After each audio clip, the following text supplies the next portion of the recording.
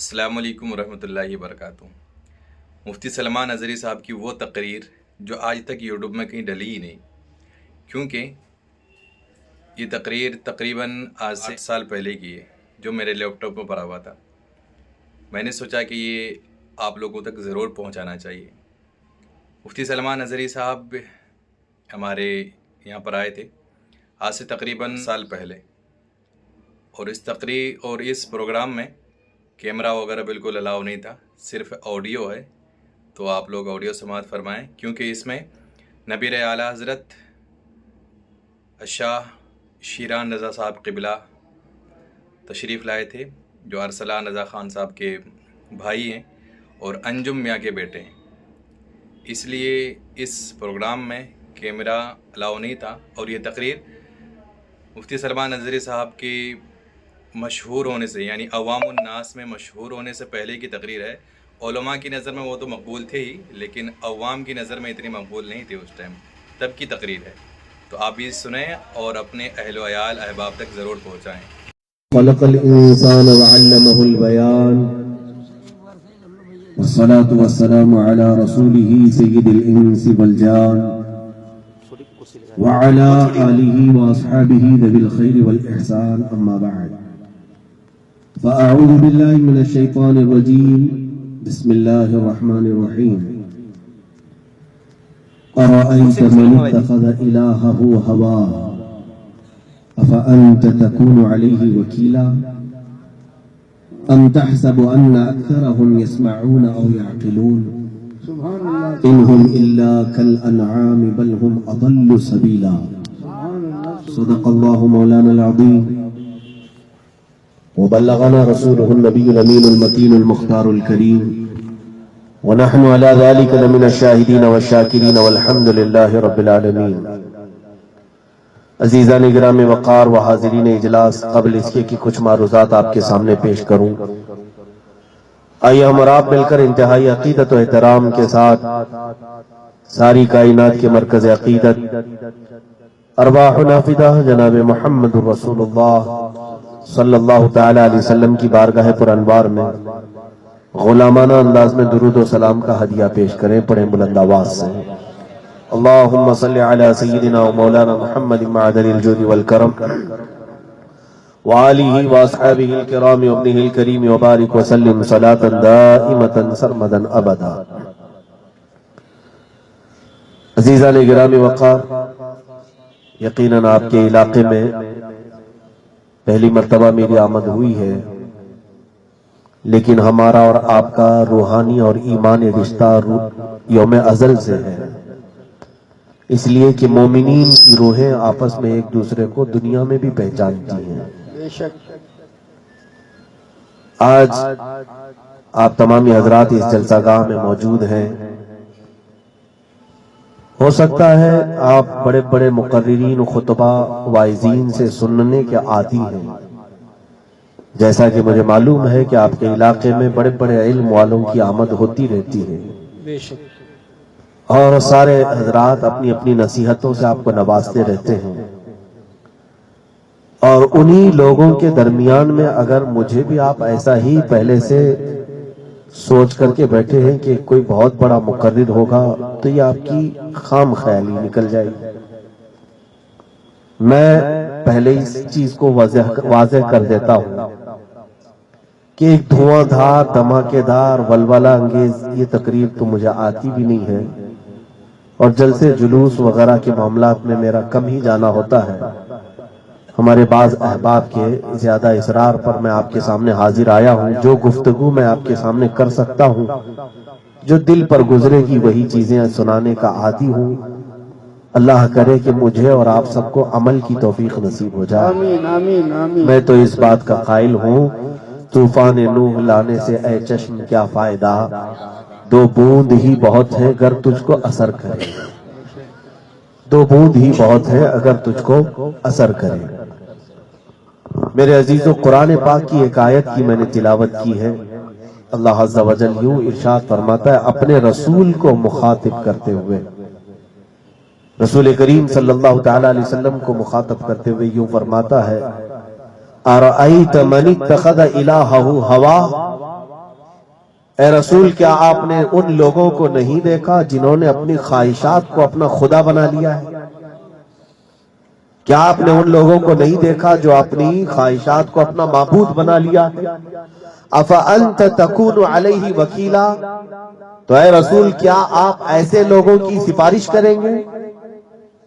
کیا آپ ایسوں کے وکیل بنیں گے؟ یہ بہت بڑی بات ہے میرے عزیزوں، قرآن پاک نے جو فرمایا ہے، میں اسی طرح کی گفتگو کا عادی ہوں۔ اللہ تبارک و تعالیٰ نے ہر انسان کو جو پیدا کیا دو چیزوں کے ساتھ بھیجا ہے دنیا میں، اس کے پاس ایک عقل بھی ہے اور ایک نفس بھی ہے۔ عقل سوچتی سمجھتی ہے، تمام علم کا ماخذ عقل ہے، اور نفس خواہشات کرتی ہے، نفس کے اندر خواہشات ہیں۔ نفس کی بھی دو قسمیں، بلکہ بعض مفسرین نے 3 قسمیں بتائی ہیں۔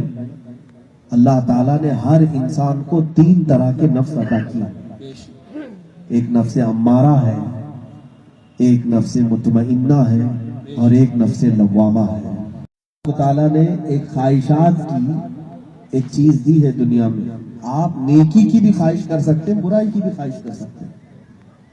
نیکی کی خواہش جو ہوتی ہے، ظاہر سی بات ہے اگر آپ کے اندر نیک کام کرنے کی خواہش نہ ہوتی تو اس وقت تو آپ بستر پہ ہوتے ہیں، یہاں اتنی ٹھنڈی میں جلسے گاہ میں نہیں آتے۔ آپ کے اندر نیکی کی خواہش اللہ نے رکھی ہے، اسی لیے یہاں چل کر کے آئے۔ تو ایک ہے، اس کو کہتے ہیں نفس مطمئنہ، اس کو کیا کہتے ہیں؟ نفس مطمئنہ، اس کا بھی ذکر قرآن پاک میں موجود ہے۔ دوسری چیز ہے نفس امارہ، جو آپ کو برائیوں کی طرف کھینچتی ہے۔ ہر انسان کے دل میں یہ 2 چیزیں ہمیشہ سے رہتی ہیں، ایک اس کو نیکیوں کی طرف بلاتا ہے نفس، اور ایک ہے اس کو برائیوں کی طرف کھینچ کر لے جاتا ہے۔ جو لوگ نماز کے اوقات میں بازار میں گھوم رہے ہیں، ان کو نفس امارہ نے وہاں تک لے گیا ہے۔ نفس امارہ کی شرارتیں ہیں جو اس سے زنا کروا لیتی ہیں، چوری کروا لیتی ہیں، بدنگاہی کروا لیتی ہیں۔ یہ اس کے اندر موجود نفس امارہ جو اسے خواہشات کو کہاں سے کہاں تک لے جاتا ہے۔ میرے عزیزوں، ان دونوں کے بیچ میں ایک اور نفس ہے جس کو نفس لوامہ کہتے ہیں، اس کا بھی ذکر قرآن پاک میں۔ نفس لوامہ کیا ہے؟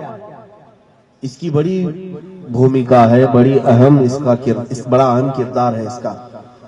جب کبھی کسی سے برائی ہو جاتی ہے، کسی نے جیسے بدنگاہی کر لیا، آپ کے لیے کسی عورت کو دیکھنا جائز نہیں تھا، آپ نے دیکھا، شہوت آپ کے اندر پیدا ہوئی، گناہ کرنے کی خواہش ہوئی، اپنے ہاتھوں سے، اپنے پیروں سے، اپنے کانوں سے، اپنے ناک سے، اپنے آنکھ سے کچھ بھی گناہ کر لیا، لیکن گناہ کرنے کے بعد جو پچھتانے کی ایک عادت ہمارے اندر ہے، ہوتا ہے نا کبھی کہ میں نے جو کیا وہ غلط کیا ہے، تو یہ جو پچھتاتا ہے یہ نفس لوامہ ہے۔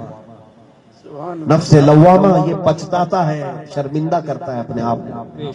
اور بزرگوں نے لکھا ہے جب تک تمہارا نفس لوامہ کام کر رہا ہے، جب تک تمہارا نفس لوامہ کام کر رہا ہے، برائی کو برائی سمجھ رہے ہو تم، اور تمہارے اندر توبہ کرنے کی خواہش ہو رہی ہے، تو یاد رکھنا رب تبارک و تعالیٰ تمہیں مرنے سے پہلے توبہ کی توفیق ضرور عطا کرے۔ سبحان اللہ، سبحان اللہ۔ اور اگر نفس لوامہ ختم ہو گیا ہے، یعنی تم برائی کرنے کے بعد بھی پچھتاتے نہیں، کبھی چوری کرنے کے بعد چوری لگتی نہیں آپ کو، زنا کرنے کے بعد کبھی احساس بھی نہیں ہوتا، تو سمجھ لو کہ تمہارا خاتمہ برا ہونے کا اندیشہ ہے۔ اللہ اکبر۔ خاتمہ برا ہونے کا اندیشہ ہے، اس لیے کہ نفس لوامہ مر گیا ہے تمہارا۔ میرے عزیزوں، میں اسی پر آج گفتگو کرنا چاہتا ہوں۔ رسول مختار صلی اللہ تعالی علیہ وسلم نے مومن کسے کہا ہے، اب ہمیں بھی اس کو ناپ کر کے دیکھنا چاہیے نا، ہم مومن ہیں کہ نہیں، کیونکہ آج میری گفتگو کا پورا لب لباب اسی پر چلے گا کہ قرآن تو ایک جگہ ہمیں سند دے رہا ہے کہ دنیا میں اگر کوئی کامیاب ہے تو صرف ایمان والے کامیاب ہیں۔ قد افلح المؤمنون، اللہ فرماتا ہے مومنین کامیاب ہو چکے، ہوں گے نہیں، کامیاب ہو چکے۔ تو قرآن کی بات میں کوئی شک ہو سکتا ہے؟ نہیں ہو سکتا۔ دوسری جگہ رب تعالیٰ فرماتا ہے وَكَانَ حَقًّا عَلَيْنَا نَصْرُ الْمُؤْمِنِينَ، اللہ فرماتا ہے ہم نے اپنے اوپر لازم کر لیا ہے کہ مدد کریں گے تو صرف ایمان والوں کی کریں گے. سبحان اللہ سبحان لیکن اللہ. قرآن کی یہ دونوں باتیں تھوڑی سی توجہ کی ضرورت ہے. آپ میری باتوں کو توجہ سے سنیں. اگر آپ بیچ میں نعرہ نہ لگائیں تو کوئی حرج نہیں ہے. میں تو چاہتا ہوں کہ آپ کے اندر میری بات اتر جائے. توجہ سے سنیں, یہ درس ہو رہا ہے, سمجھتے ہیں. ہاں, بعد میں آنے والے مقررین اور خطبہ اور مشائخ کا زبردست نعروں سے استقبال کریں. میں تو سادی گفتگو کرنے والا آدمی ہوں. توجہ سے سن لیں آپ. تو یہاں میں یہ عرض کر رہا ہوں کہ اللہ نے یہ قرآن میں کئی جگہ فرمایا کہ مومنین کامیاب ہیں. آپ کو یہ سوال دماغ میں نہیں آتا کہ قرآن سے ہم یہ بھی جا کر کے پوچھیں کیا ہے قرآن تو کہہ رہا ہے مومنین کامیاب ہے, کہاں ہے وہ کامیابی؟ آج تو 25 کروڑ مومنین ہندوستان میں ہیں, کیوں نہیں یہ کامیاب ہے؟ سوال تو آتا ہے. مومنین کامیاب ہے, پوری دنیا کے مومنین کے بارے میں قرآن تو کہہ رہا ہے, لیکن کہیں پر بھی تو کچھ نظر نہیں آتے یہ کامیابی کے اوج پر پہنچے ہوئے, چند کو چھوڑ کر. ہر جگہ ہم کو ٹھوکروں پر رکھا جا رہا ہے, ہم سے اقتدار چھین لیا گیا, عزتیں چھین لی گئی, ہماری مساجد, ہمارے معابد, ہماری خانقاہیں سب پامال کر دی گئی ہیں. ہمیں تو آج بات کرنے کا تک حق نہیں رکھا گیا. کیا اسی کو کامیابی کہتے ہیں؟ قرآن سے تو میں پوچھوں گا نا. قرآن کہہ رہا ہے مومنین کامیاب ہے, لیکن فیلڈ میں تو ایسا دکھ نہیں رہا ہے, فیلڈ میں ایسا نظر نہیں آ رہا ہے. تو پھر آخر جا کر کے یہ سوال قرآن سے ہوتا ہی ہے کہ قرآن کہہ رہا ہے کامیاب ہے لیکن ہم کو دکھ نہیں رہا ہے کہیں. تو ہم نے سوال کیا, اے قرآن تو کہتا ہے یہ سارے مومنین کامیاب ہیں, وہ کہاں ہیں؟ تو پھر قرآن کہے گا کہ پہلے تو یہ تو سمجھ لے کہ مومن ہوتا کون, یہ بھی تو معلوم ہو جائے تجھے کہ مومن کہتے کسے ہیں. اب مومن کا جو کرائٹیریا ہے وہ ہمیں کہاں سے سمجھ میں آئے گا؟ وہ رسول پاک کی زبان سے سمجھ میں آئے گا. بے شک. میرے آقا صلی اللہ تعالیٰ علیہ وسلم سے ہم نے پوچھا, اے نبی کونین صلی اللہ علیہ وسلم, ہم کو قرآن پر ذرا برابر بھی شک نہیں, لا ریب فی, اس میں کوئی شک نہیں. قرآن نے کہا مومنین کامیاب ہیں تو ہوں گے, ضرور کامیاب ہیں, لیکن اے نبی آپ بتائیں تو صحیح کہ کون سے مومنین کامیاب ہیں, کون سے مومنین کامیاب ہیں؟ تو میرے آقا نے فرمایا, لا یؤمن احدکم حتی یکون ہواہ تبعا لما جئت بہ, او کما قال النبی صلی اللہ علیہ وسلم. فرماتے ہیں لوگوں تم اس وقت تک مومن ہو ہی نہیں سکتے, اس وقت تک مومن ہو ہی نہیں سکتے جب تک تم اپنی پوری خواہشات کو میری مرضی کے مطابق نہیں کر دو. بے شک. سبحان اللہ سبحان اللہ. حضور کی مرضی کے مطابق جب تک تم اپنی خواہشات کو نہیں بناؤ گے, سمجھ لو کہ تم مومن ہونے کے درجے تک پہنچے ہی نہیں.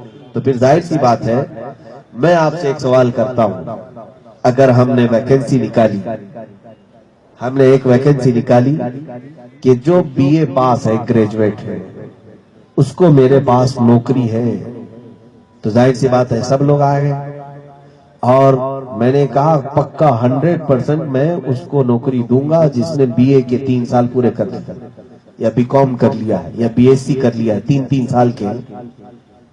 تو ظاہر سی بات ہے آپ آئیں گے. اگر میں نے آپ کے بی اے ہونے کے بعد بھی نوکری نہیں دیا تو آپ مجھے سوال کریں گے. آپ نے تو اعلان کیا تھا بی اے والے کو نوکری دیں گے, میں تو بی اے کیا ہوں, کیوں نہیں دے رہے آپ؟ سوال کرنے کا حق.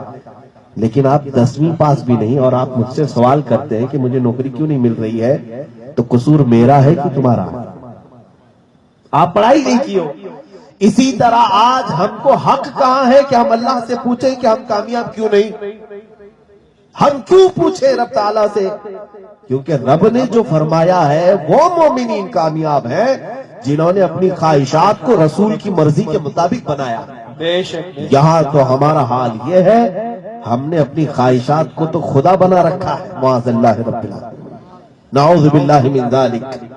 میں اپنی بات اس لیے کہہ رہا ہوں, ہم سے مراد قوم کے پاس وہ لوگ ہیں جنہوں نے اپنی خواہشات کے لیے اپنا چہرہ سب ختم کر دیا, رسول کریم صلی اللہ علیہ وسلم کی مرضی کے مطابق نہیں رکھا.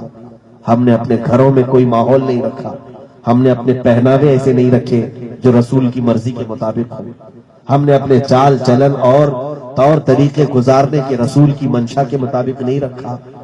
تو پھر میرے عزیزوں بتاؤ کہ ہم مومن کہاں ہوئے؟ کمال کے مومن وہی ہیں جنہوں نے دنیا کے لیے اپنے نبی صلی اللہ علیہ وسلم کو ترجیح دی، میرے آقا صلی اللہ تعالی علیہ وسلم کو ترجیح دی۔ اگر تمہارے پاس آپشن رکھا جائے، ایک طرف حلوہ ہے، میں ایک مثال دے رہا ہوں، ایک طرف حلوہ ہے اور ایک طرف تیرے نبی کی ذات ہے، تو کس کو قبول کرتا ہے؟ تم تو کہو گے حلوے کو ٹھوکر مارو، میں تو میرے نبی کو چھوڑ کر کہیں نہیں جاؤں گا، کیا یہی کہو گے؟ محبت کی علامت بھی یہی ہے۔ میرے عزیزو، دنیا اس طرح ہزار بار تمہاری زندگی میں سوال کرتی ہے۔ ایک طرف ہم اپنی کمپنی میں تمہیں جاب دیتے ہیں، آ جاؤ پوری طرح سے داڑھی چھلا کر کے آؤ، اپنے نبی کو چھوڑ کر کے ادھر آؤ۔ جب تو تم یہ نہیں کہتے کہ ٹھوکر مارو اس نوکری کو، میں اپنے نبی کو چھوڑ کے نہیں جاؤں گا، تب نہیں کہتے ہو، تم اپنے نبی کونین صلی اللہ علیہ وسلم کی باتوں کو پیچھے چھوڑ کر ایک چھوٹی موٹی چیز کو حاصل کرنے کے لیے چلے جاتے ہو۔ میرے عزیزو، کہیں تو ایسا ہے کہ ہم نے اپنے آقا کونین صلی اللہ تعالی علیہ وسلم کی مرضی کے مطابق اپنی زندگی کو نہیں بنایا، تبھی تو کامیابی ہم سے روٹی روٹی ہے۔ آج جو رب تبارک و تعالیٰ کی رحمتیں ہم سے روٹھی ہوئی ہے، اس کی وجہ یہی ہے۔ اے میرے عزیزو، کیا وہ خدا آج زندہ نہیں ہے جو بدر کے میدان میں 5000 فرشتوں کو اتارا تھا؟ سبحان اللہ، سبحان اللہ۔ کیا وہ خدا آج زندہ نہیں ہے جس نے ابابیل چڑیوں کے ذریعے سے مکہ مکرمہ کی حفاظت فرمائی تھی؟ آج بھی وہ حی و قیوم زندہ ہے، تو کیا وہ فرشتے آج نہیں بھیج سکتا؟ آج وہ ابابیلوں سے ان تمام ظالموں کو ہلاک نہیں کر سکتا؟ آج بھی وہ قدرت رکھتا ہے۔ لیکن ذرا یہ تو دیکھو، اللہ نے جب فرشتوں کو اتارا تھا تو وہ کس کی مدد کے لیے؟ ان لوگوں کی مدد کے لیے جو نبی کی ایک آواز پر رمضان کے مہینے میں بغیر چپل اور بغیر جوتوں کے ننگے پیر 160 کلومیٹر تک میدان میں چلتے ہوئے چلے آئے۔ سبحان اللہ، سبحان وہ صحابہ جنہوں نے اپنے گھر چھوڑ دیے تھے میرے آقا صلی اللہ علیہ وسلم کے لیے، ان کو مدد پہنچی بھی اور ان کو مدد ہوتی بھی تھی۔ اور آج تم یہی سوچتے ہو کہ غیب سے ہمارے لیے بھی مدد آ جائے، کیسے ہوگا؟ میرے عزیزوں، کچھ تو ہمارے اندر تبدیلی کی ضرورت ہے، بغیر اس تبدیلی کے تم غیب سے تمام چیزیں بن جائیں یہ خیال بھی مت رکھنا۔ آج قرآن کی ایک آیت پڑھ کر کے میں کہتا ہوں، اللہ فرماتا ہے ان اللہ لا یغیر ما بقوم حتی یغیروا ما بانفسہم۔ رب فرماتا ہے بے شک اللہ اس وقت تک کسی قوم کی حالت نہیں بدلتا جب تک اس قوم کو اپنی حالت بدلنے کی فکر نہیں ہوتی۔ بے شک، جب تک تم اپنی حالت کو بدلنا نہیں چاہو گے، رب تبارک و تعالیٰ تمہیں نہیں بدلے گا۔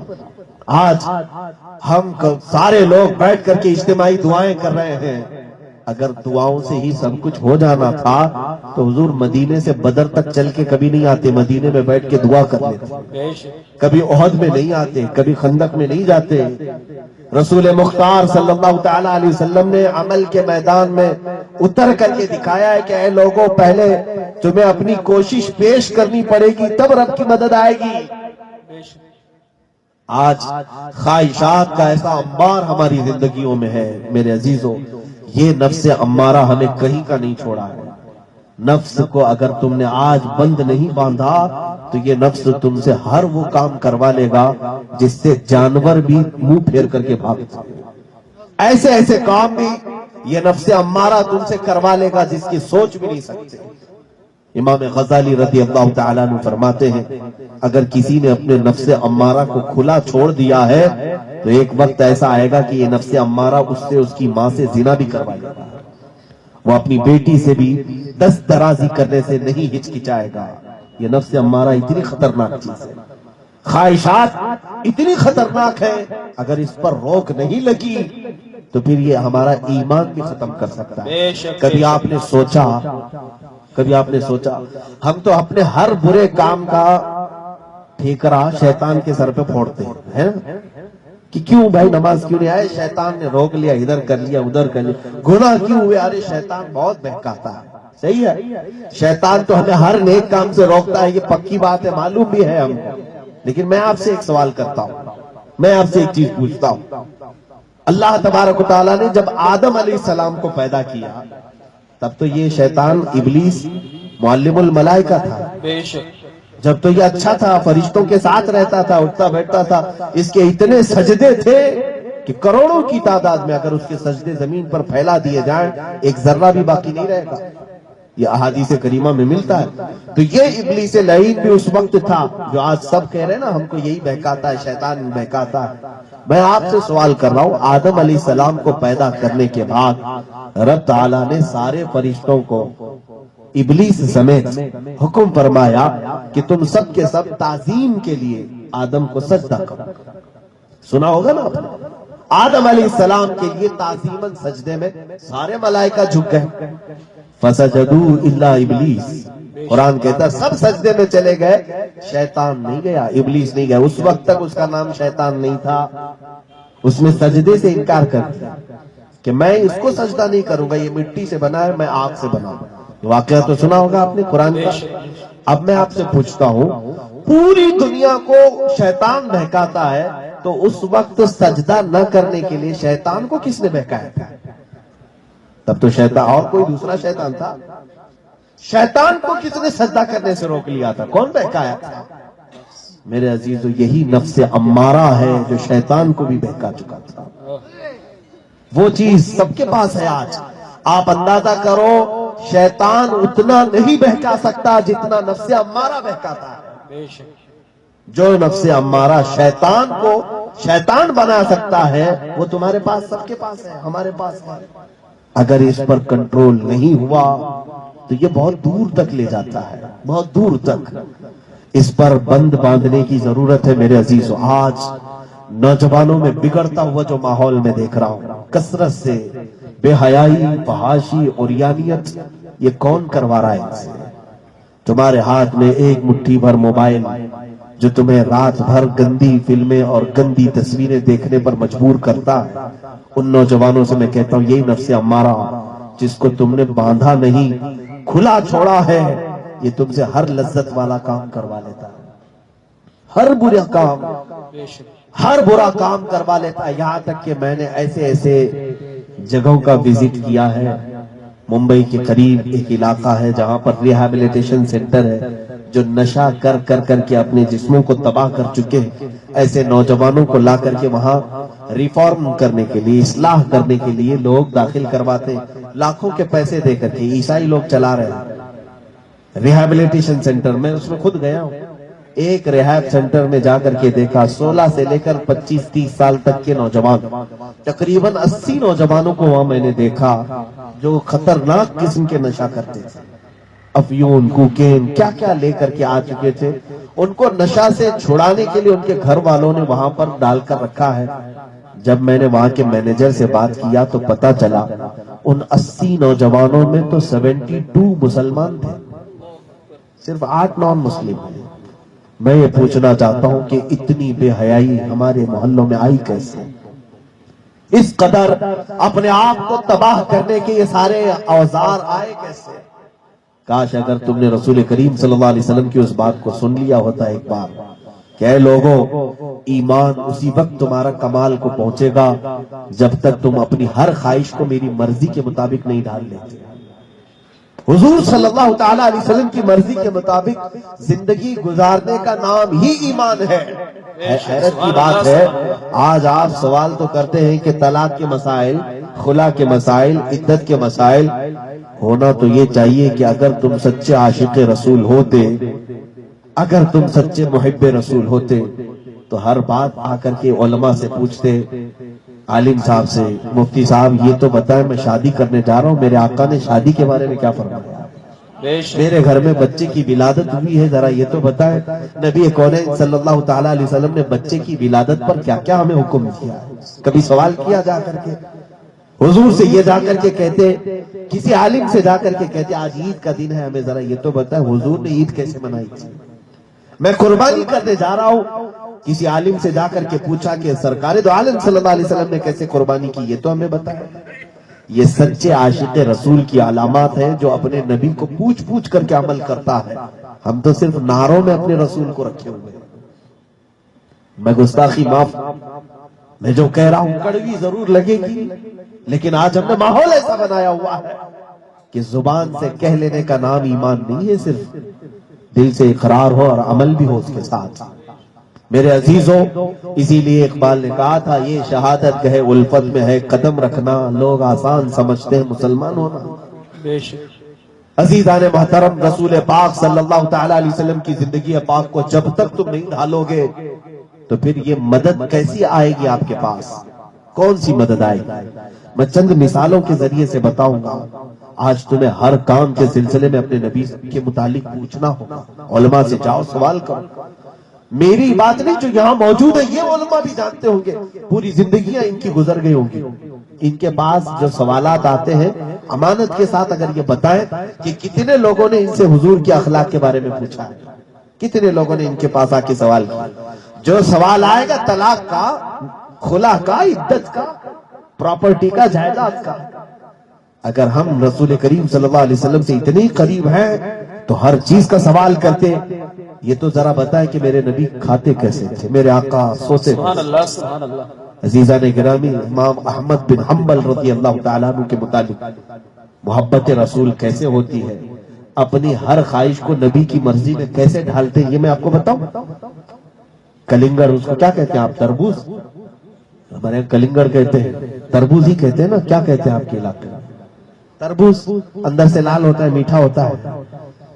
یہ حضرت امام احمد بن حنبل کہتے ہیں مجھے بڑا پسند تھا، اور میں نے حدیث میں یہ بھی پڑھا تھا کہ حضور نے بھی کھایا، سبحان اللہ سبحان رسول اللہ. کریم صلی اللہ علیہ وسلم نے بھی کھایا.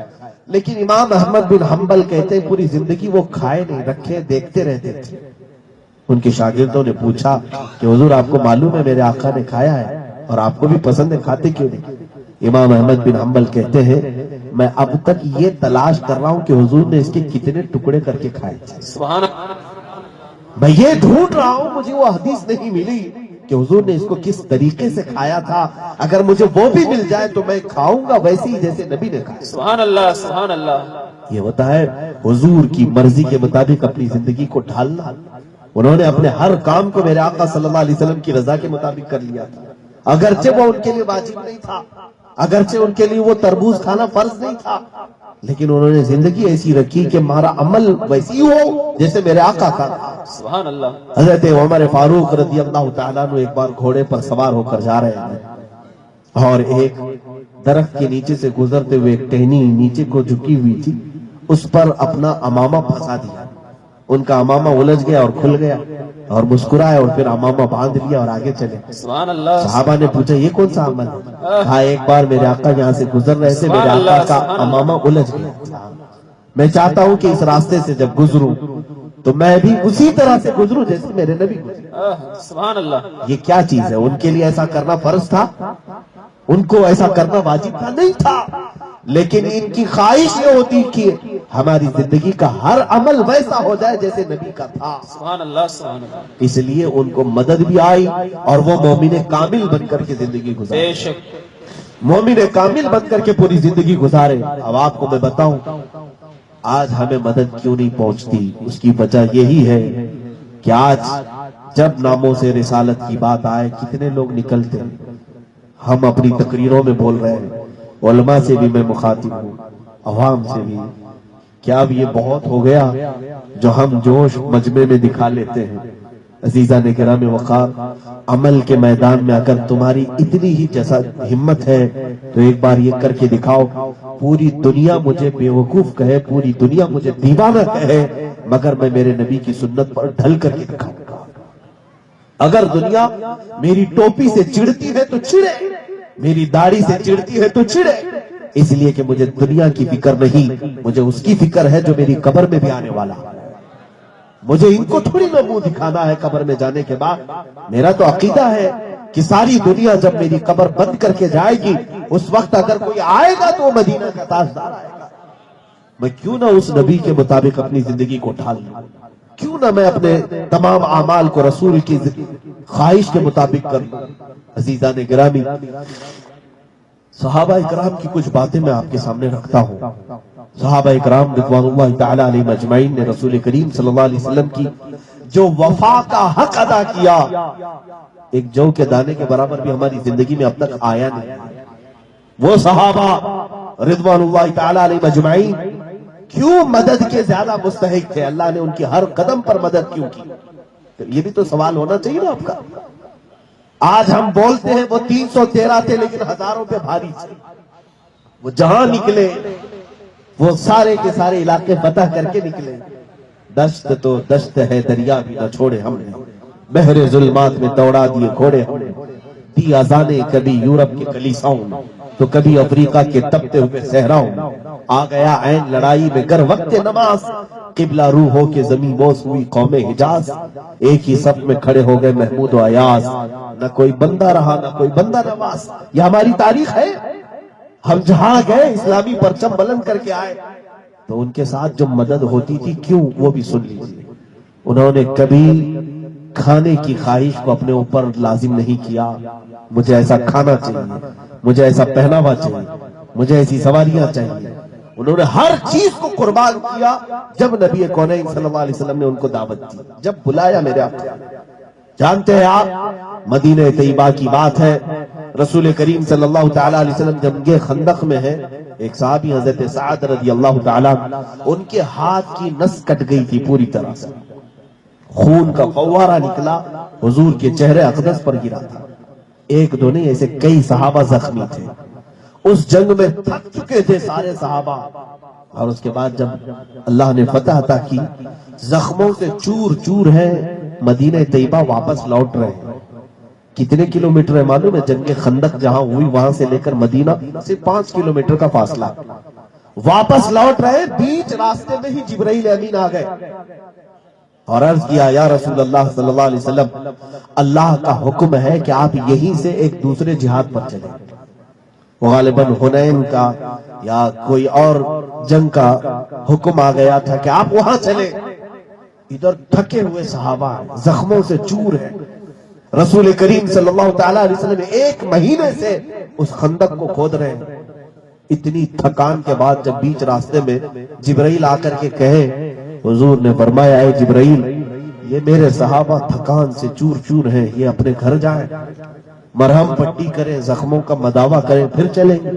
جبرائیل امین نے کہا، یا رسول اللہ صلی اللہ علیہ وسلم، اللہ کی مرضی یہ ہے کہ آپ یہیں سے چلیں، اللہ کی مرضی یہ ہے۔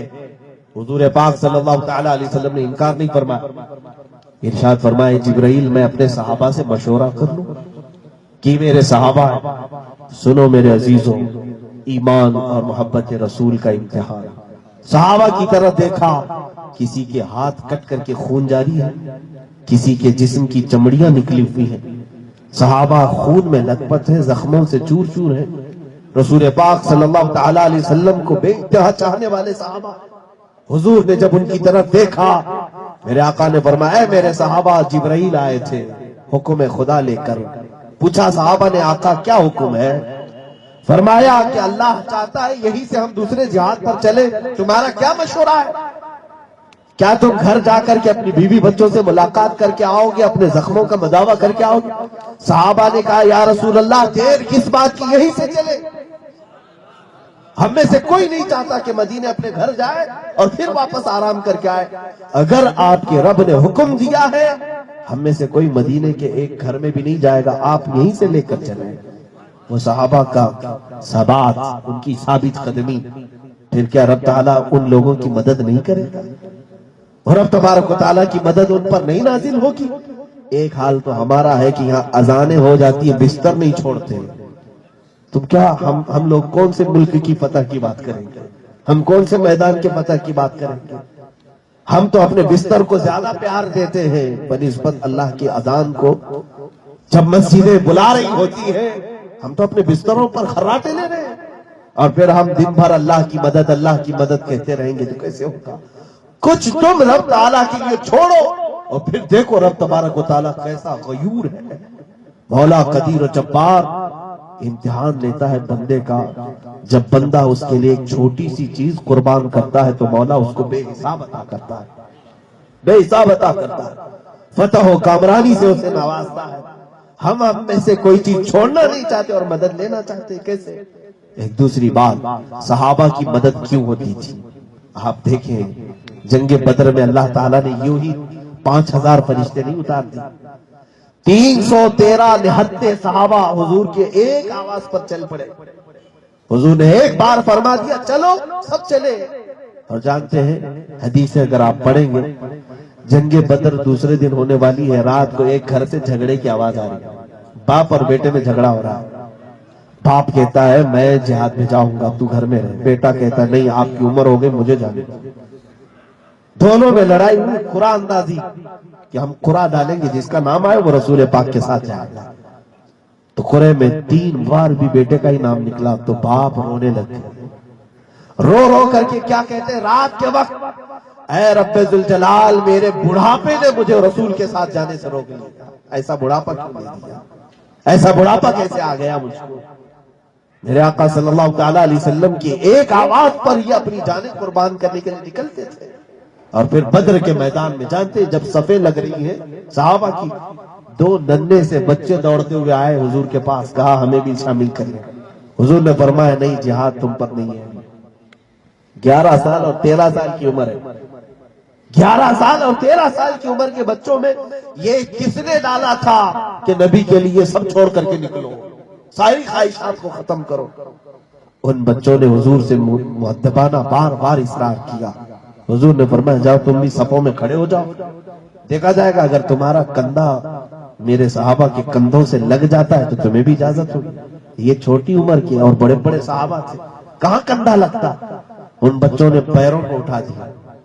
ایک بچے نے دوڑ کر پتھر لایا اور اس پر کھڑے ہو کر کے اپنے پنجوں کو اونچا کیا۔ حضور پاک یہ سارا عمل دیکھ رہے تھے۔ جب ان بچوں نے دیکھا کہ پتھر رکھ کر پیر اٹھانے سے، پنجوں کے بل کھڑے ہونے سے صحابہ کے شانے سے شانہ ملا تو جانے کا بہانہ بھی مل گیا۔ میرے آقا نے فرمایا ان کا اتنا جذبہ ہے تو شامل کر لیں۔ ویسے تو بچوں پر نہیں ہے کہ وہ جہاد میں جائیں۔ حضور اکرم صلی اللہ علیہ وسلم نے شامل کیا۔ حضرت عبد الرحمن بن عوف رضی اللہ تعالیٰ عنہ ایک صحابی فرماتے ہیں یہ رمضان کا مہینہ تھا، 17 رمضان، جس میں یہ بدر کی لڑائی ہو رہی۔ میاں اگر رمضان کے دوپہر کے وقت اگر آپ کو کہہ دیا جائے کہ جاؤ ایک مٹکا پانی لے آؤ، آپ نہیں برداشت کر پائیں گے۔ میں روزے سے ہوں، پیٹ پیٹ سے لگ رہا ہے، کہاں ابھی کام کا آرڈر دے رہے ہو۔ وہ تو صحابہ تلواریں لے کر رمضان کے ماحول میں حضور صلی اللہ علیہ وسلم کی رضا کے لیے نکل پڑے ہیں میدان میں۔ میں یہ کہہ رہا ہوں میرے عزیزوں کتنا فرق ہے، اللہ کی مدد ان کے ساتھ کیسے آئی اور ہمارے ساتھ کیوں نہیں آ رہی۔ وہ 2 بچے عبد الرحمن بن عوف کہتے ہیں ان کے پاس آئے اور پوچھنے لگے چچا ابو جہل کس کو کہتے ہیں، کون ہے وہ؟ عبد الرحمن بن عوف نے کہا بیٹا تم کیا کرو گے، وہ سردار قریش ہے، وہ مکہ والوں کا بڑا سردار ہے۔ ان دونوں بچوں نے کہا ہم نے دیکھا تو نہیں لیکن سنا ہے ہمارے آقا کو گالیاں دیتا ہے، سنا ہے ہمارے نبی کی توہین کرتا ہے۔ حضرت عبد الرحمن بن عوف کہتے ہیں بچوں کا یہ جذبہ دیکھ کر مجھے مسکراہٹ آ گئی۔ کہا کہ بیٹا وہ بڑا آدمی ہے، پہلوان ہے، ہمارے صحابہ میں جو پہلوان ہے اس سے مقابلہ کریں گے۔ اسی بات چیت کے دوران ابو جہل سامنے سے ہی جا رہا تھا گھوڑے پر بیٹھ کر۔ عبد الرحمن بن عوف رضی اللہ تعالیٰ عنہ فرماتے میں نے بچوں کو دکھایا تم جس کا سوال کر رہے وہ دیکھو وہ بدبخت، وہ دشمن رسول جا رہا۔ ابھی ان کی بات مکمل نہ ہونے کو تھی کہ یہ دونوں بچے چیل کی طرح جھپٹ کر ادھر چلے پڑے۔ ابو جہل کے وہم و گمان میں بھی نہیں تھا کہ کوئی بچے اس کے ساتھ کچھ کر سکیں گے۔ یہ دونوں ننھے بچے، ایک نے گھوڑے کی ٹانگ پر تلوار ماری وہ زمین پر آ گیا، دوسرے نے اس کے سینے پر بیٹھ کر گردن الگ کر پوری دنیا کو بتایا اوروں نے کافروں کو مارا ہوگا لیکن ان بچوں نے کفر کو ہی مار دیا۔ اب یہاں پر بات آتی ہے کس چیز کی، دیکھیں آپ کیا کفار و مشرکین ان کے سردار کے مر جانے کے بعد ان بچوں کو چھوڑ دینے والے تھے؟ کیا ان کو انجام کی خبر نہیں تھی کہ ہمارے ساتھ کیا ہونے والا ہے؟ آج یہی سب کہتے ہیں نا کہ ارے کچھ بولو تو یہ سب پکڑ کے لے جائیں گے۔ وہ تو ان کی عادت ہی ہے کہ اگر تم دیکھ رہے ہو ایک طرف فرعون ہے ایک طرف نمرود ہے تو کیا تم خدا کی عبادت بھی چھوڑ دو گے، سجدہ کرنا چھوڑ دو گے؟ تمہیں معلوم ہے میرے سجدے کے بعد میں جیل جاؤں گا، تبھی تم سجدہ کر کے ایمان والے رہو گے، نہ کہ سر اٹھا کر کے ایمان والے رہو گے۔ میرے عزیزوں ان 2 بچوں کو کیا مکہ والوں نے چھوڑ دیا؟ جب مکہ والوں میں یہ خبر پھیل گئی کہ ایک کسان کے 2 بچوں نے ہمارے سردار کو مار ڈالا ہے، ایک جتھا جٹ پورا ان کے اوپر حملہ آور ہوا، یہ 2 بچوں کے اوپر، اس میں سے حضرت معاذ رضی اللہ تعالیٰ عنہ جن کی عمر 13 سال کی، ایک ظالم کافر نے تلوار ایسے ماری کہ ان کے سیدھے ہاتھ کا مونڈھا یعنی کندھے پر تلوار پڑی تو ہاتھ کٹ گیا، لیکن پورا نہیں کٹا، بغل کی چمڑی سے ہاتھ لٹک گیا، ایسے لٹکا کہ وہ ہاتھ ایسے جھولنے لگ گیا۔ میں کبھی کبھار سوچتا ہوں کہ ہماری ہڈی کریک ہو جائے تو پورا اوپر سے نیچے ہو جاتا ہے، ان کا پورا ہاتھ کٹ گیا اور صرف بغل کی چمڑی سے لٹک رہا تھا۔ اس شہزادے نے اس ماحول میں بھی تلوار نہیں چھوڑی، اپنے بائیں ہاتھ میں اٹھا لیا، کہا میں میدان جہاد سے بھاگنے والوں میں سے نہیں، آؤ میرا مقابلہ کرو۔ صحابہ کہتے ہیں اس بچے کے جذبے نے ہم سب کو جوان کر دیا تھا، اور وہ جب میدان میں بیچ میں آیا تو ایک اور منظر ہم نے دیکھا۔ صحابہ فرماتے ہیں کہ بائیں ہاتھ سے مقابلہ کرنے والا یہ شہزادہ، کفار سامنے آتے جا رہے تھے اور یہ ہاتھ لٹک لٹک کر سامنے آ جاتا تھا، کٹا ہوا ہاتھ۔ اور پورے صحابہ کہتے ہم نے دیکھا وہ منظر بھی کہ اس 13 سالہ بچے نے اپنے ہاتھ کو پیروں کے نیچے دبا کر کھینچ کے نکال دیا، اور اس ہاتھ کو کھینچ کے نکال کر پھینکا اور کہا جو ہاتھ میرے رب کی رضا میں خلل اندازی کرتا ہے ویسے ہاتھ کی مجھے ضرورت نہیں، میں ایسے ہاتھ کو اپنے جسم پر برداشت نہیں کرتا جو مجھے میرے مولا کی رضا حاصل کرنے میں خلل اندازی کر رہا ہے۔ اے میرے عزیزو، اسی کو کہتے ہیں جنہوں نے ہر آنے والی رکاوٹ کو صحابہ نے ختم کر کے دور کر دیا۔ آج کیا ہم میں سے کوئی ہے ایسا جو ہماری زندگی میں ایسی چیز کو نکال کر باہر کرے جو ہمیں مسجد جانے سے روک دے؟ ایسی کوئی چیز کو ہم اپنی زندگی سے دور کرنے کے لیے آج تیار ہیں کہ جو میرے نبی کا نام لینے سے مجھے روکتی ہے؟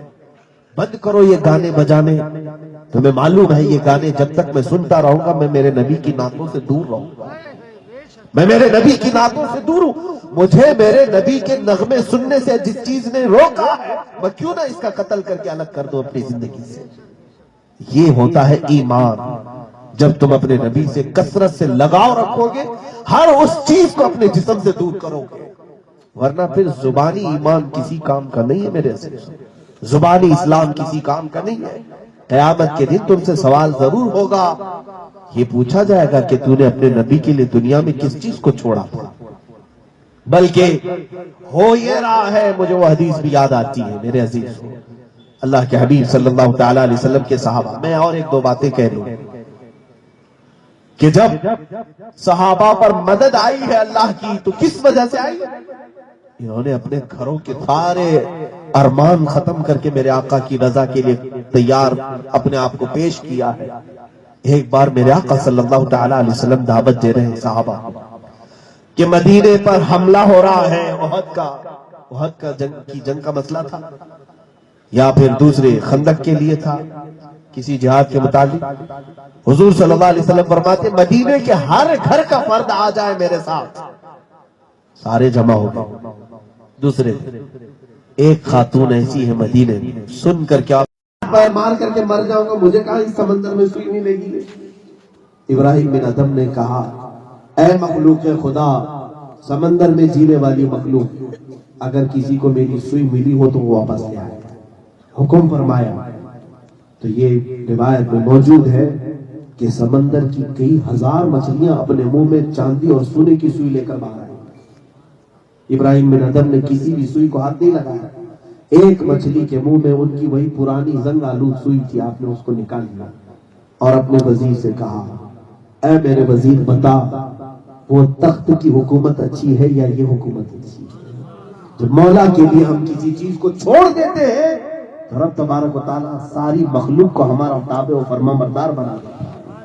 آج مدد کیوں نہیں آئے گی؟ آئے گی۔ یہ سب چیزیں ٹھوکروں میں حل ہو جائیں گی تمہاری اگر تم کچھ چیزوں کو چھوڑ کر آتے جاؤ، کچھ گناہوں کو چھوڑو جو تمہارے جسم کو کھوکھلا کیے جا رہے ہیں، تمہارے جسموں کو برباد کیے جا رہے ہیں۔ تم اس کو کیا سمجھ رہے ہو؟ یہ میرے عیش کا سامان ہے۔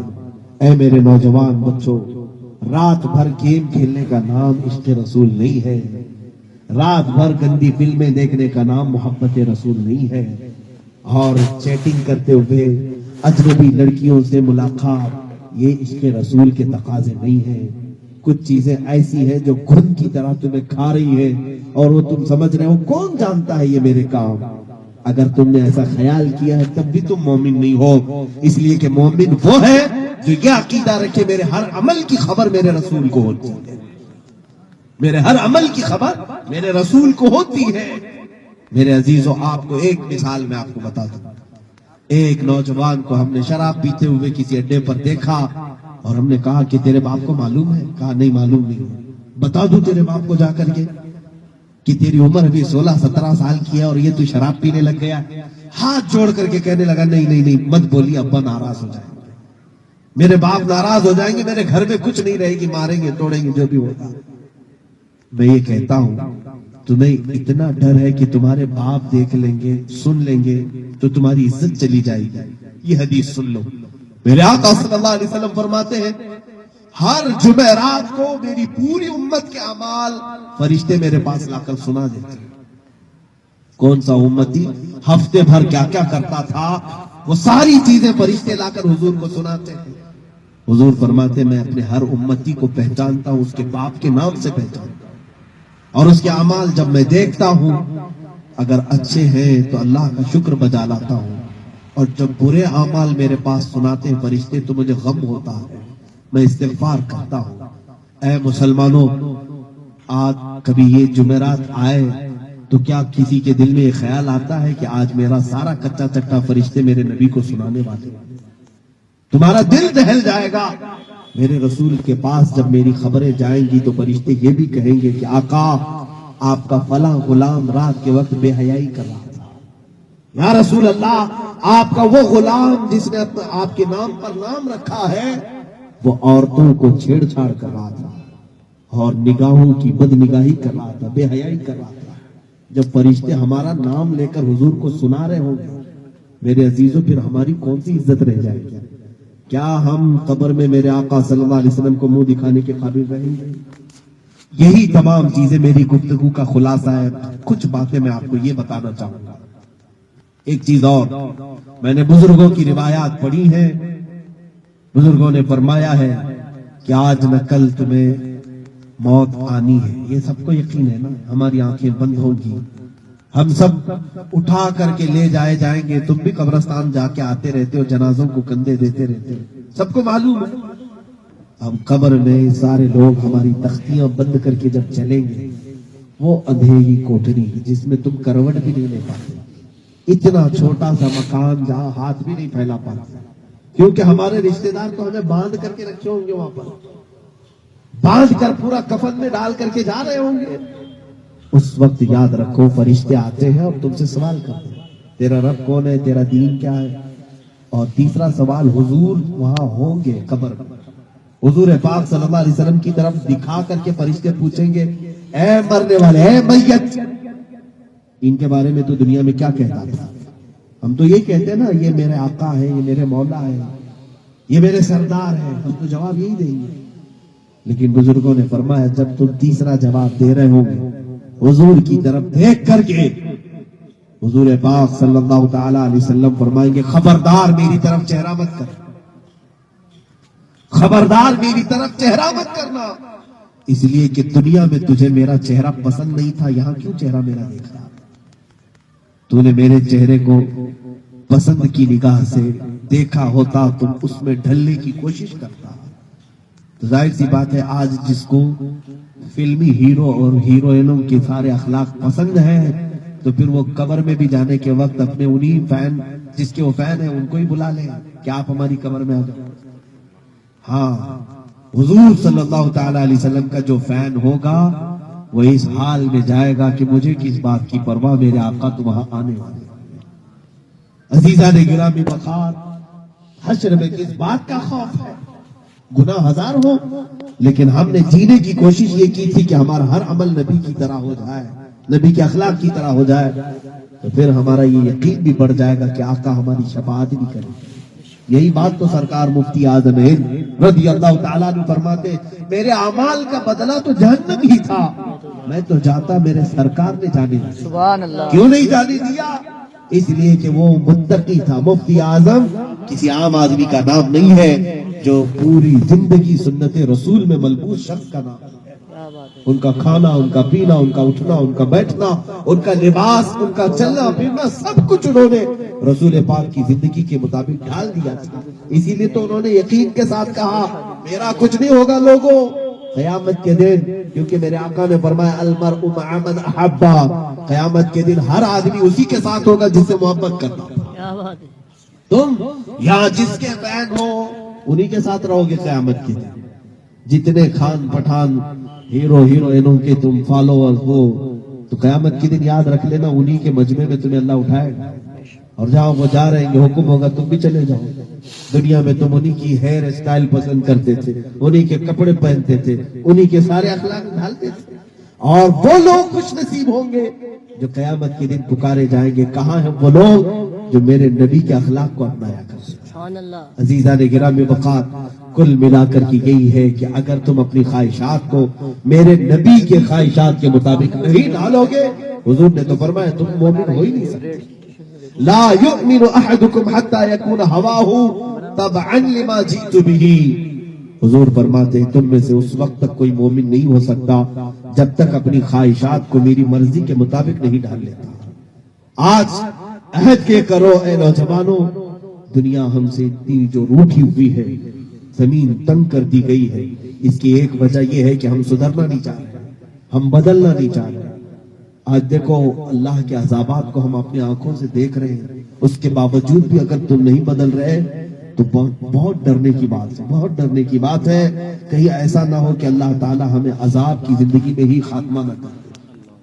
کیونکہ کیا یہ عذابات، میں آپ کو قوم لوط کا عذاب نہیں بتا رہا ہوں جو بہت پہلے ہوا تھا کہ لوط علیہ السلام کی قوم پر اللہ نے عذاب نازل کیا، تو آپ یہ کہیں گے بہت پرانی بات بول رہے ہیں مولانا صاحب۔ قوم ثمود پر اللہ نے عذاب نازل کیا، قوم نوح پر عذاب نازل کیا، تو آپ یہ کہیں گے نا بہت پرانے عذابات کا ذکر کر رہے ہیں۔ ہم تو قوم محمدی ہیں، محمد مصطفیٰ صلی اللہ علیہ وسلم کی امت سے۔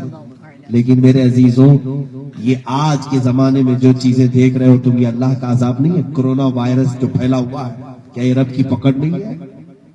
اللہ رب العزت کا یہ عذاب نہیں ہے؟ دنوں میں ہزاروں لوگ اس کے مرض میں مبتلا۔ آپ نے آسٹریلیا کے جنگلوں میں لگی ہوئی تباہی کی آگ نہیں سنا؟ اخبار میں نہیں دیکھتے؟ 50 ملین سے زیادہ جانور اس آگ میں جھلس کر ختم ہو گئے۔ 50 ملین کا مطلب کئی کروڑ جانور اس میں ہلاک ہو گئے۔ کہ یہ اللہ کا عذاب نہیں ہے؟ اس زمانے کی بات میں کر رہا ہوں، ہم اپنی آنکھوں سے دیکھ رہے ہیں یہ ساری چیزیں، ہزاروں کو موت کے گھاٹ اترتے ہوئے دیکھ رہے ہیں۔ اور دور کیوں جائے، مسلمانوں کے ساتھ جو حالات ہیں، عراق آپ جاؤ کبھی، میں بھی دیکھتا ہوں، ہر سال جاتا ہوں، ملک شام، یمن ٹوٹ کر ایسا تباہ ہو چکا ہے کہ لوگ وہاں مر جاتے ہیں تو جنازہ اٹھانے کے لیے 3 لوگ بھی نہیں ملتے، ایسے حالات ان کے پاس ہیں آج بھی۔ لیکن میرے عزیزوں، یہ رب تعالیٰ کی پکڑ جب اس نے فرما دیا ان بطش ربک لشدید، بے شک تمہارے رب کی پکڑ بہت سخت ہے، تو جب تم دیکھ رہے ہو یہ ساری چیزیں تو کیوں توبہ کی توفیق نہیں مل رہی ہم کو؟ ہم کیوں راتوں رات بیٹھ کر کے یہ روتے نہیں؟ اے اللہ، تو نے اس زمانے میں بہتوں کو پکڑ لیا ہے، مگر ہم باز آتے، ہم توبہ کرتے، ہم کو تو اپنی پکڑ میں گرفتار نہ کر۔ کتنے لوگ ہیں ایسے جو رات کو توبہ کر کے سو رہے ہیں، ڈر کے سو رہے ہیں۔ آج تو حال یہ فلم چالو ہے، سو رہے ہیں، پھر بھی مزے لے کر کے سو رہے ہیں، رات کو گانے سنتے سنتے سو جاتے ہیں۔ میرے عزیزوں، جب خوف اتنا نکل گیا ہے تو سمجھ لو کہ نفس امارہ بہت غالب ہو گیا ہے، نفس امارہ بہت غالب ہو گیا ہے۔ کہیں ایسا نہ ہو کہ یہ نفس تمہیں کفر کی موت تک لے جائے، اس لیے توبہ کی آج سخت ضرورت ہے۔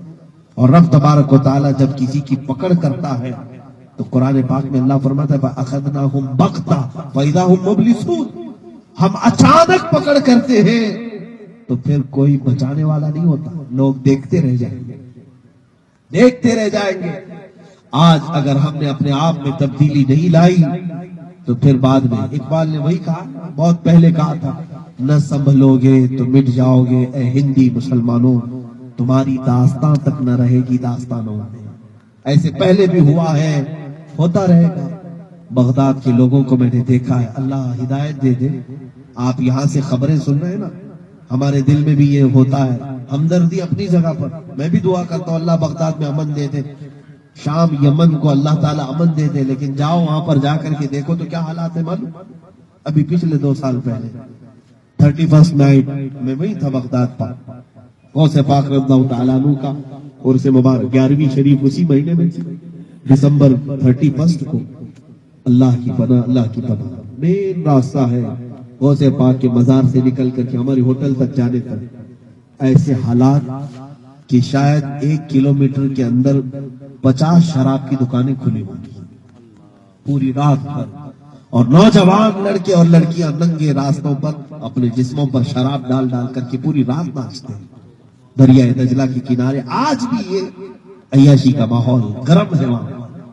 تو سوچو آپ، اتنے برے حالات میں بھی جب بندہ توبہ نہیں کرتا تو کیا رب تعالیٰ کی پکڑ نہیں آئے گی؟ یہ تو خیر ہے کہ میرے نبی کی برکت سے مولا نے پورا عام عذاب نہیں نازل کیا، ورنہ آج حالات ہمارے ایسے ہیں، ہم دیکھ دیکھ کر کے بھی توبہ نہیں کر رہے۔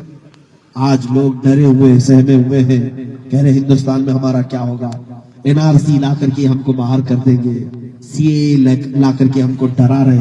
جب تمہیں معلوم ہو گیا ہے کہ کفار و مشرکین تمہاری تباہی کے سارے منصوبے بنا چکے ہیں، تو پھر باز کیوں نہیں آتے؟ توبہ کر کے وہ ایمان کی قوت پھر کیوں نہیں پیدا کر لیتے؟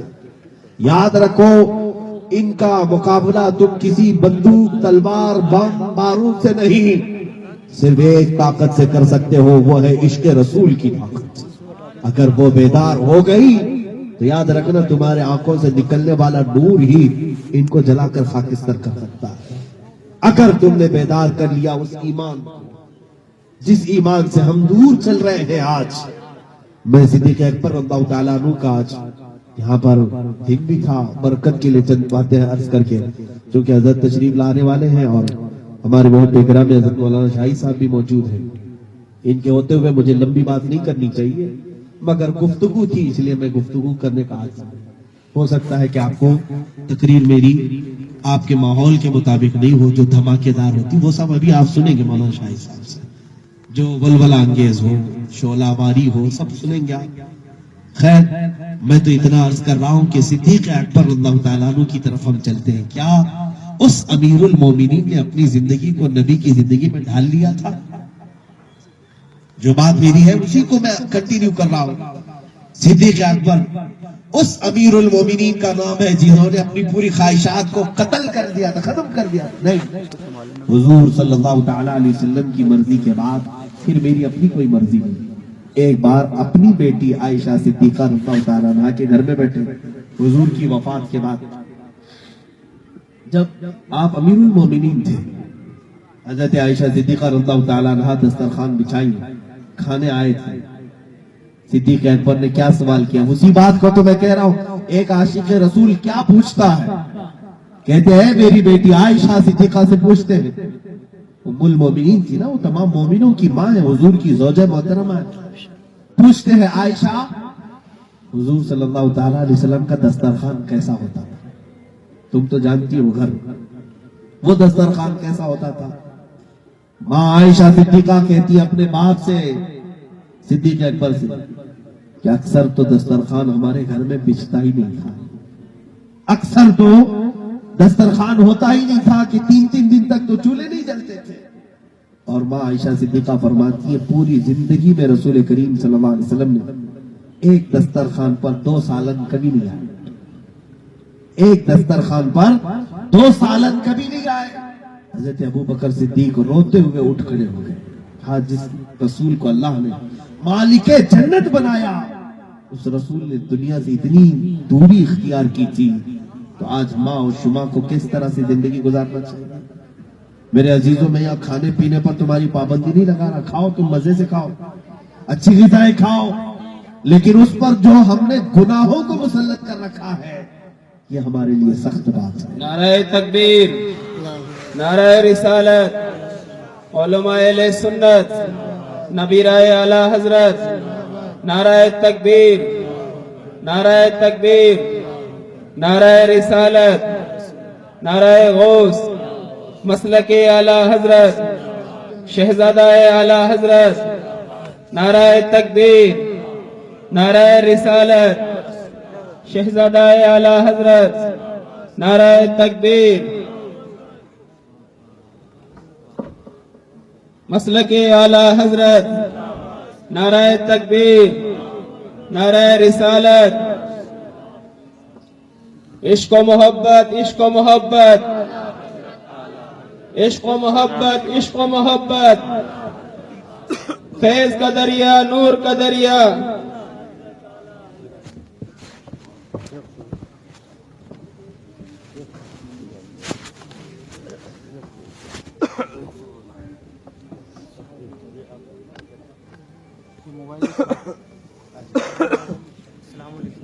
सभी हजरात से गुजारिश है कि कोई भी वीडियो ना बनाए, फोटो ना खींचे।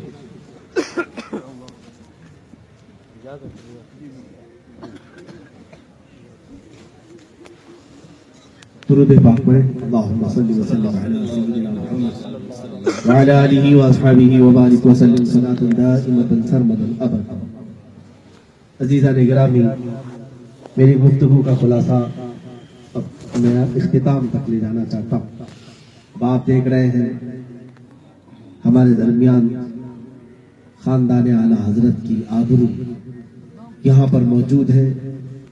मैं समझता हूँ कि अल्लाह तबारक व तआला ने आला हजरत अजीमुल बरकत रज़ियल्लाहु तआला अन्हु के खानदान को ये सआदत ऐसी अता की है कि हर जमाने में उनका एक शहजादा पूरी कौम की रहबरी करता है।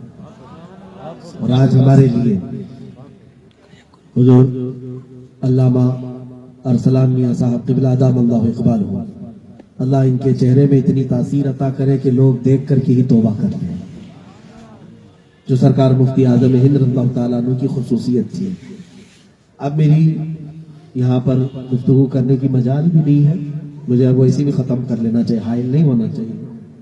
बात अमीरुल मोमिनीन सिद्दीक़ अकबर रज़ियल्लाहु तआला अन्हु की है। मैं हज़रत की इजाज़त से ही दो चंद बातें अर्ज करके रुखसत हो जाऊँ। मैं गुफ्तगू का महवर जिस चीज़ को बनाया हूँ वो ये है कि जब तक बंदा अपनी सारी ख्वाहिशात को मेरे आका सल्लल्लाहु अलैहि वसल्लम की मर्जी के मुताबिक नहीं बनाता, हुजूर पाक फरमाते हैं ला युमिनु अहदुकुम हत्ता यकूना हवाहु तबअन लिमा जितु बिही, यानी जब तक तुम अपनी पूरी ख्वाहिशात को मेरी मर्जी के मुताबिक नहीं बनाते, मोमिन कामिल नहीं हो सकते। सैयदना अबू बकर सिद्दीक रज़ियल्लाहु तआला अन्हु का हाल ये है कि आप खलीफतुल मुस्लिमीन है, अमीरुल मोमिनीन है, और खिलाफत के कामों का बोझ इतना था कि साथ में दिन में काम भी करते थे। सारे सहाबा ने मिलकर के ये फैसला किया कि अमीरुल मोमिनीन सिद्दीक अकबर रज़ियल्लाहु तआला अन्हु का बैतुल माल से कुछ वजीफा जारी हो जाए, कुछ वजीफा जारी कर दिया जाए। तो माहाना आपको कुछ वजीफा सारे लोगों ने मिलकर के मुंतखब किया और देने लगे। और वो वजीफा कितना था? कुछ दिरहम थे, जिससे सिर्फ आपके घर के खाने पीने के अखराजात हो जाते थे। उसके अलावा ऐसा नहीं कि बिल्डिंग भी बन जाए, प्रॉपर्टी भी खरीद ले, नहीं, इतनी कि आपके घर के खाने पीने के अखराजात पूरे होते थे। उसके बावजूद खुशकी ऐसी थी कि हमेशा सूखी रोटी खा लेते हैं। एक दिन आपकी अहलिया मोहतरमा ने कहा कि आप खिलाफत के इतने सारे कामों में मसरूफ रहते हैं, कभी कोई नरम ग़िज़ा भी खा लिया करें, कभी कोई तर ग़िज़ा खा ले। पूछा क्या खाऊं? कहा शहद और घी कभी इस्तेमाल कर ले, दिमाग को तक़वियत और ठंडक रखेगी। तो सिद्दीक़ अकबर ने क्या जवाब दिया जानते? अपनी अहलिया से कि ऐ मेरी रफ़ीक़े हयात, मेरे पास इतना माल कहाँ है कि मैं शहद और घी खरीद लूं? मेरे पास इतने पैसे कहाँ हैं? जो कई सल्तनतों का उस वक्त अमीर था वो ये कहते हैं कि मेरे पास घी और शहद खरीदने के पैसे नहीं है। उनकी अहलिया मोहतरमा ने कहा आप ना घबराएं, मेरे पास कुछ पैसे हैं, मैं जमा कर चुकी हूँ, वो देती हूँ, आप खरीद करके लाए। कहा तुम्हारे पास कैसे पैसे आए? कहा रोजाना जो आप खर्चे के लिए देते हैं उसमें से थोड़ा थोड़ा बचा करके रख लेती थी। औरतों की इस तरह आदत होती है, किचन को जो इस्तेमाल करने के लिए पैसे मिले होते हैं उसमें थोड़ा थोड़ा बचा लेती है। वो यही कहती है कि बुरे वक्त पर ये काम आ जाते हैं, लेकिन वो पोटली बहुत मजबूत होती है, उनकी महफूज भी होती है। अमीरुल मोमिनीन सैयदना अबू बकर सिद्दीक रज़ियल्लाहु तआला अन्हु ने फरमाया लाओ वो पैसे कहाँ हैं? उनकी अहलिया मोहतरमा एक पोटली में जो चंद सिक्के थे रहे होंगे उस जमाने के, चंद दिरहम जो जमा हुए थे वो ला कर दिया। कहा ले दे, इससे आप बाजार से शहद भी खरीद लें और घी भी खरीद लें, आ जाएगा इसमें। हजरत अबू बकर सिद्दीक रज़ियल्लाहु तआला अन्हु ने وہ درہموں کی پوٹلی اٹھائی اور لے جا کر کے سیدھے بیت المال میں جمع کر دی اور صحابہ کو بلا کر کے کہا آج کے بعد سے میری وظیفے کی اور میرے تنخواہ کی جو مقدار ہے وہ کم کر دی جائے جو مجھے ماہانہ دے رہے ہیں۔ صحابہ نے کہا کیوں؟ کہا اس لیے کہ میرے گھر میں ضرورت سے زیادہ مال آ رہا ہے، میری بیوی جب بچا کر رکھ رہی ہے اس کا مطلب ہے ضرورت سے زیادہ ہے۔ جنہوں نے اپنی ساری خواہشات کو ختم کر دیا تھا، عزیزان گرامی، انہی کو مومن کامل بھی قرآن نے کہا ہے۔ وہ ایمان والے ہیں جن کی مدد اللہ تعالیٰ نازل فرماتا رہتا ہے۔ اور اخلاق رسول صلی اللہ تعالیٰ علیہ وسلم کی بات اگر میں بتاؤں، صدیق اکبر رضی اللہ تعالیٰ عنہ اس کمال کو پہنچے ہوئے تھے کہ جب حضرت عمر فاروق رضی اللہ تعالیٰ عنہ دوسرے خلیفہ حضرت ابوبکر صدیق کے 2.5 سال کی خلافت کے بعد امیر المومنین عمر ابن خطاب رضی اللہ تعالیٰ عنہ بیٹھے تو سارے لوگوں کو جمع کیا اور کہا اے لوگوں، میں چاہتا ہوں کہ اپنی خلافت کو ویسی ہی قائم رکھوں جیسے مجھ سے پیشتر حضرت ابوبکر صدیق نے قائم رکھا تھا۔ میں چاہتا ہوں کہ رسول پاک صلی اللہ علیہ وسلم کی مرضی کے مطابق ہی میں یہاں کے خلافت کے سارے امور انجام دوں۔ اے لوگوں، اگر تم ایسا کوئی کام جانتے ہو جو ابوبکر صدیق کرتے تھے اور میں نہیں کر رہا ہوں تو مجھے اس کی اطلاع دے دو۔ ایسا کوئی عمل جو وہ کرتے تھے اور میں نہیں کر رہا ہوں مجھے اس کی اطلاع دے دے۔ ایک صحابی کھڑے ہوئے اور انہوں نے کہا امیر المومنین عمر ابن خطاب رضی اللہ تعالیٰ عنہ، کہا امیر المومنین آپ سارے کام تو ویسے ہی کر رہے ہیں جیسے صدیق اکبر کرتے تھے، مدد بھی ویسی ہی، لوگوں سے بات چیت بھی ویسی ہی، فیصلے بھی ویسی ہی، لیکن ایک کام آپ نہیں کر رہے جو ابوبکر صدیق کرتے تھے۔ کہا وہ کون سا کام؟ کہا میں دیکھتا تھا ابوبکر صدیق رضی اللہ تعالیٰ عنہ اپنی خلافت کے زمانے میں روزانہ اپنے گھر سے ایک توشہ دان لیتے، اس میں کچھ کھانا وغیرہ رکھ کر کے وہ جنگل کی طرف چلے جاتے، پتہ نہیں کسی کو کھلا کے آتے تھے، کسی کو کھلا کر کے آتے تھے، یہ تو معلوم نہیں کس کو کھلاتے تھے، لیکن روزانہ وہ جاتے تھے جنگل کی طرف۔ حضرت عمر فاروق نے کہا آج ہی سے میں اس کام کو شروع کروں گا، اس لیے کہ میرا پورا مشن یہی ہے کہ میں خلافت کو ویسے ہی چلاؤں گا جیسے رسول پاک کی مرضی تھی اور حضرت ابوبکر نے کر کے دکھایا ہے۔ اپنے گھر گئے تو شادان لیا، کچھ سالن اور روٹیاں لے لی، لے کر کے آپ بھی اسی طرف چلے پڑے جہاں اس صحابی نے اشارہ کیا تھا، جنگل میں چلے گئے۔ وہاں جانے کے بعد ڈھونڈتے رہے کس کو کھلاتے تھے، کیا معلوم پرندوں کو کھلاتے کہ جانوروں کو کھلاتے یا کسی فقیر کو کھلاتے، یہ تو پتہ نہیں تھا۔ آپ حضرت عمر فاروق رضی اللہ تعالیٰ عنہ ڈھونڈتے رہے اس ماحول میں۔ شام کا وقت قریب آ گیا تھا، ایک چھوٹے سے پہاڑ کی ٹیلے کے پاس سے آپ کا گزر ہونے لگا تو کسی ایک انسان کی آواز آنے لگی جو اللہ اللہ اللہ کہہ رہا تھا۔ تو آپ رک گئے، کہا دیکھو تو یہ آواز کہاں سے آ رہی ہے۔ جا کر کے دیکھا تو ایک چھوٹے سے غار میں ایک معذور آدمی پڑا ہوا ہے جس کے پیر بھی کٹے ہیں اور ہاتھ بھی کٹا ہوا ہے، دونوں ہاتھ کٹے، صرف دھڑ ہے اس کا، اور آنکھوں سے اندھا بھی، نابینا ہے۔ اب وہ اتنا سا آدمی دیکھا حضرت عمر فاروق نے تو محسوس کر لیا وقت کے خلیفہ ابوبکر صدیق اسی کو کھلاتے رہے، اس کے پاس آتے رہے ہوں گے۔ آپ آ گئے، اس اندھے اور اس معذور آدمی سے کچھ نہیں کہا، اس غار میں بیٹھ کر کے اپنا توشہ دان کھولا، روٹی کو بھگویا سالن میں اور اس اندھے کے منہ میں ڈالا۔ روٹی کا ایک لقمہ پہنچتے ہی وہ اندھا چیخ پڑا، اے آنے والے کیا ابوبکر کا انتقال ہو گیا؟ اے آنے والے کیا ابوبکر کا انتقال ہو گیا؟ حضرت عمر کہتے ہیں میرا دل دہل گیا، اس کو کون بتایا کہ آنے والا ابوبکر نہیں عمر آیا یا کوئی دوسرا آیا؟ آپ نے پوچھا تو اندھا ہے، تجھے کیسے پتا کہ کون آیا ہے، تجھے کون کھلا رہا ہے؟ وہ اندھا کہنے لگا اس لیے کہ ابو بکر کو معلوم تھا میرے منہ میں دانت نہیں، وہ اپنے منہ سے چبا کر میرے منہ میں ڈالتا۔ آج تو نے پوری روٹی میرے منہ میں ڈال دی تو مجھے یقین ہو گیا کہ آنے والا ابو بکر نہیں کوئی اور آیا۔ میرے عزیزوں، حضرت عمر اس وقت یہ کہتے ہوئے کھڑے ہو گئے، قسم خدا کی پوری زندگی نیکیاں کر لیں ابو بکر سے آگے کوئی بڑھ نہیں سکتا۔ یہ صدیق اکبر رضی اللہ تعالیٰ عنہ کی زندگی برکت کے لیے میں نے یہ دو چیزیں عرض کی ہیں۔ میرے عزیز و اخیر میں وہی آیت تلاوت کر کے آپ سے رخصتی چاہتا ہوں۔ رب ذوالجلال نے فرمایا ارأیت من اتخذ الہہ ہوا افانت تکون علیہ وکیلا، اے محبوب کیا آپ نے نہیں دیکھا ان لوگوں کو جنہوں نے اپنی خواہشات کو اپنا خدا بنا لیا ہے؟ اے رسول کیا آپ ایسوں کی سفارش کریں گے؟ کیا آپ ایسوں کے وکیل بنیں گے؟ کیا آپ ایسوں کے حمایتی بنیں گے؟ اللہ رب العزت اپنے رسول سے فرما رہا ہے جنہوں نے اپنی خواہشات کو ہی سب کچھ سمجھ لیا ہے، ایسوں کی سفارش نہ کی جائے۔ آج اگر ہم میں سے کوئی یہ سمجھتا ہے میرا دل جو چاہے میں کر لوں گا، تو پھر یاد رکھنا قیامت میں تمہاری خواہشات تمہیں جہنم تک لے جا سکتی ہیں۔ اگر تم چاہتے ہو نبی کی شفاعت اور سفارش تمہیں ملے تو کچھ خواہشات کو تم قربان ضرور کرو، کچھ چیزوں کو چھوڑو۔ یہ جو بری عادتیں ہم نے سنتوں کے خلاف اپنائے رکھے ہیں، میں نوجوانوں سے کہوں گا اٹھو اور بدل ڈالو اپنے آپ کو، کہ کتنا زمانہ ہمیں تانے دے گا، کتنا کوسے گا۔ مجھے آخر تو رہنا ہے میرے نبی کے ساتھ جنت میں، مجھے منہ دکھانا ہے میرے آقا کو۔ میں ان چار لوگوں کو کیا جواب دینے والا ہوں جو آج دوست ہیں اور کل دشمن ہونے والے ہیں؟ آج میں زندہ ہوں تو میرے پاس مال ہے تو آگے پیچھے گھوم رہے ہیں، جہاں مجھ سے مال چھوٹا یہ دوست بھی چھوٹ جاتے ہیں، جہاں میری روح نکلی یہ مجھے تو قبر میں دبا کر کے چلے آتے ہیں۔ میرے عزیزوں اس سے لو لگاؤ جو تمہاری قیامت کے دن بھی مدد کرنے کا وعدہ کر چکا ہوں، اس سے لو لگاؤ جس رسول نے یہ فرمایا میں اپنے امتیوں کو وضو کے آثار سے ڈھونڈ ڈھونڈ کر کے نکالوں گا۔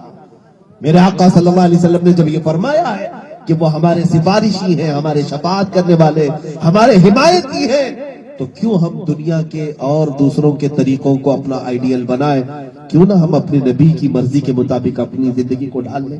اس کے دو فائدے ہیں، ایک تو قیامت میں تمہیں میرے آقا کی سفارش ملے گی ہی ملے گی، لیکن دنیا میں جو اقتدار چھینا ہوا ہے یہ واپس تمہیں مولا ضرور عطا کرے گا، یہ واپس پھر تمہارے پاس آئے گی عزت، وہ اقتدار، وہ تمام طاقتیں، وہ قوتیں جس کے بل بوتے صحابہ نے پوری دنیا میں پرچم اسلام لہرایا ہے، وہ قوتیں پھر سے تمہیں نصیب ہوں گی۔ شرط یہی ہے اٹھو، اپنے آپ کو بدلو، تبدیل کرو، قوت عشق سے ہر پست کو بالا کر دے، دہر میں نام محمد سے اجالا کر دے۔ اسی کو کہا ہے اقبال نے کہ محمد سے وفا تو نے تو ہم تیرے ہیں، یہ جہاں چیز ہے کیا لوح و قلم تیرے ہیں، سب کچھ تمہیں ملنے والا ہے، شرط یہ ہے کہ تم نبی کے بن کر کے تو دکھاؤ۔ اللہ رب العزت ہم سب کو کہنے سننے سے زیادہ عمل کی توفیق عطا فرمائے، دنیا میں بھی کامیاب رکھے، آخرت میں بھی سرخروئی عطا فرمائے۔ وآخر دعوانا الحمدللہ رب العالمین۔ السلام علیکم۔